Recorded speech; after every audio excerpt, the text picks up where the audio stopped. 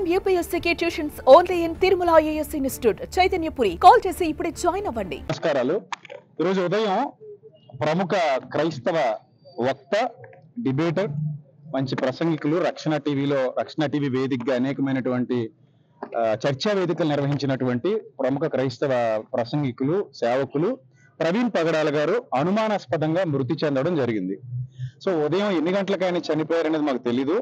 ఆయన దివాన్ చెరువు రోడ్డు పక్కన విగత జీవిగా పడున్నారు. ఆయన తల మీద బలమైన గాయాలయ్యాయి. పెదవులు కట్ చేసినట్టుగా ఏదో బలంగా ఒక దెబ్బ తగిలినట్టుగా ఉంది. సో అది హెల్మెట్ పెట్టుకుని కూడా అంత దారుణంగా ఎలా అయిపోయారనేది మాకు అర్థం కాలేదు.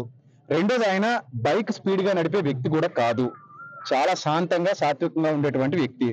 సో అలాంటి వ్యక్తి అలాంటి భయంకరమైన పరిస్థితుల్లో మృతి చెందడం అనేది క్రైస్తవ సమాజాన్ని చాలా దిగ్భ్రాంతికి గురి చేసింది.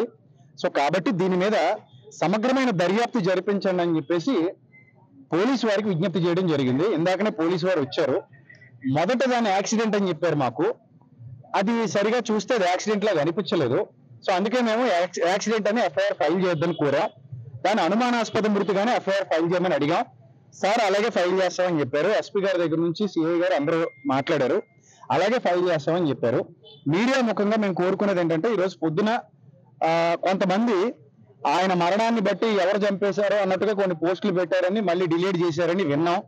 దయచేసి ప్రభుత్వాలు మీడియా ద్వారా స్పందించి ఈ మృతి వెనక ఉన్న చీకటి కోణాలు ఏమైనా ఉంటే వాటిని సమగ్ర దర్యాప్తు చేసి బయటికి తీసుకురావాలని చెప్పేసి మేము కోరుతున్నాం. అలాగే క్రైస్తవుల మీద ఎంతమంది నోరు పారేసుకుంటున్నారో నిన్న కూడా ఎస్పీ గారికి కంప్లైంట్ చేయడం జరిగింది కొంతమంది వ్యక్తుల గురించి. సో ఎవరి ప్రోద్బలమైనా దీని వెనక ఉందా, నిజంగానే యాక్సిడెంట్ జరిగిందా, ఒకవేళ యాక్సిడెంట్ జరిగితే అక్కడ ఏ ఆనవాళ్లు లేకుండా ఎందుకు ఉన్నాయి, బైక్ ఆయన మీద ఎందుకు పడిపోయింది, అది జారిపోయినట్టుగా ఎందుకు అక్కడ ఏ విధమైన మార్క్స్, టైర్ మార్క్స్ కానీ ఎందుకు లేవు, ఇవన్నీ మేము వ్యక్తం చేస్తున్నటువంటి అనుమానాలు. సో కాబట్టి మా అనుమానాలన్నిటినీ పరిశీలించి దర్యాప్తు జరిపించి మాకు న్యాయం చేయాలని కోరుతున్నాం. అలాగే అక్కడ ఉన్న సీసీటీవీలన్నింటినీ కూడా పరీక్షించి మాకు న్యాయం చేస్తామని చెప్పి పోలీసు వారు చెప్పడం జరిగింది. ఆ సీసీటీవీ ఫుటేజ్ కూడా మాకు ఇస్తామని చెప్పడం జరిగింది. సో దీని మీద కూడా వారు చక్కగా కూలంకషంగా దర్యాప్తు చేసి ఏ విధమైన ప్రలోభాలకి గురి కాకుండా మాకు మీడియా వారు, పోలీసు వారు అందరూ కూడా మాకు సహకరించాలని మనస్ఫూర్తిగా కోరుకుంటూ మా క్రైస్తవుల ఆవేదన ఇది అని మీకు తెలియజెప్తున్నాం. అది ఇంతవరకు మాకు తెలియదు. దివాన్ చెరువు దగ్గర ట్రేస్ అయిందండి. ఆయన ఎందుకు వచ్చారనేది ఇంకా తెలియదు. వాళ్ళ ఫ్యామిలీ వస్తున్నారు హైదరాబాద్ నుంచి. వాళ్ళు వచ్చిన తర్వాత చెప్తారు.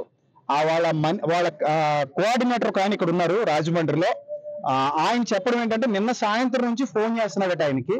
ఎన్నిసార్లు ఫోన్ చేసినా లిఫ్ట్ చేయలేదని చెప్పాడు. వాళ్ళిద్దరూ చాలా క్లోజ్. సో ఆ వ్యక్తి ఎన్నిసార్లు ఫోన్ చేసినా కూడా ప్రవీణ్ అన్న లిఫ్ట్ చేయలేదట.